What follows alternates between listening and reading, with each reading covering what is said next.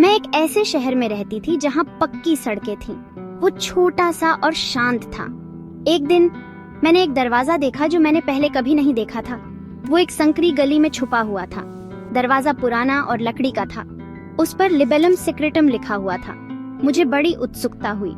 मुझे देखना ही था कि अंदर क्या है। मैंने हैंडल घुमाया। दरवाजा धीरे धीरे खुल गया। उसके पीछे एक अंधेरा और रहस्यमय कमरा था। मैं अंदर चली गई। मेरा दिल जोर से धड़क रहा था। कमरे में पुराने कागज और धूल की गंध थी। ये जादुई लग रहा था। मैंने गहरी सांस ली और आगे बढ़ी। जैसे जैसे मेरी आंखें उस अंधेरे के अभ्यस्त हुईं, अंधेरा कम होने लगा। मुझे एहसास हुआ कि मैं एक लाइब्रेरी में थी, लेकिन ऐसी लाइब्रेरी जैसी मैंने पहले कभी नहीं देखी थी। और इस तरह एमिली का रोमांच शुरू हुआ उस गुप्त दरवाजे से। लाइब्रेरी में ऊंची ऊंची बुक शेल्व्स भरी हुई थीं, जो ऊंची छत तक जाती थीं। शेल्व्स हर आकार और प्रकार की किताबों से भरी हुई थीं। कुछ चमड़े की जिल्द में थीं, तो कुछ पुरानी दिखने वाली कपड़े की जिल्द में। कुछ किताबों की रीढ़ पर अजीबोगरीब निशान बने हुए थे। मैंने अपनी उंगलियां रीढ़ पर फिराईं। हर किताब मानो अपनी जिंदगी जी रही हो। मैंने एक जगह पर इतनी सारी किताबें कभी नहीं देखी थी। हवा में ज्ञान और रहस्यों का एहसास हो रहा था।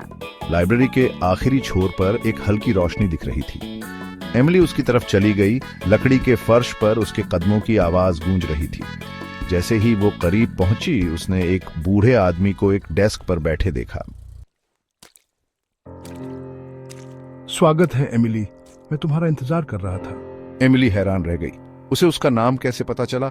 ऐसा लग रहा था कि बूढ़ा आदमी उसके मन की बात भी आराज सकता है। डरो मत बच्ची, ये किताबें तुम्हारा इंतजार कर रही हैं। वो अपनी कहानियां सुनाने के लिए बेताब है। उसने किताबों से भरी शेल्व्स की तरफ इशारा किया।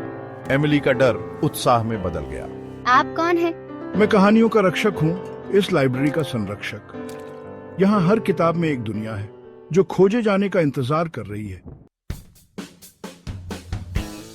उसके कवर पर चांदी के जटिल निशान चमक रहे थे। मैंने हाथ बढ़ाया और अपनी उंगली से उन निशानों को छुआ। मेरी नजर एक किताब पर पड़ी जो धीरे धीरे चमक रही थी। वो बाकियों से छोटी थी, गहरे नीले रंग के चमड़े की जिल्द में। किताब जादू से मानो खुद ही खुल गई।